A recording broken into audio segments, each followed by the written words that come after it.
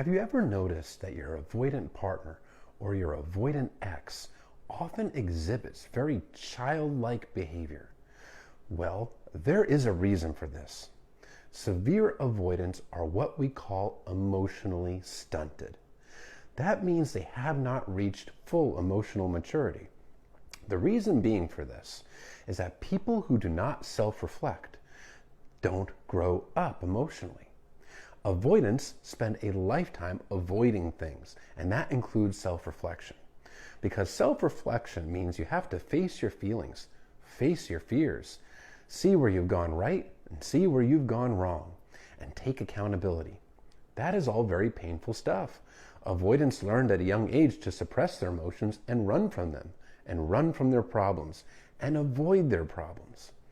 So, they don't self-reflect, which means that you may have a 20, 30, 40, 50, or even 60-year-old adult that is still emotionally a young child. And when you put the behavior in context, it makes a lot of sense. When it comes to relationships, you're essentially dealing with a child. They are very impulsive, just like children. Avoidants are very impulsive to get instant gratification. That can be things like seeking external validation, going on dating apps constantly to get that validation from others, hopping into new relationships to get that immediate gratification, even doing things like cheating. All very impulsive behaviors that are very childlike in nature. Needing that external validation is also a sign of childlike behavior, needing to be the center of attention and constantly getting that praise and attention from others. That is a sign of somebody who also has a low self-esteem, that doesn't know how to internally validate themselves, but that's also a very childlike behavior. Avoidance in itself is a childlike behavior. Not wanting to take responsibility, not wanting to have mature adult responsibility, especially when it comes to things like relationships or anything that involves emotional and relationship stress.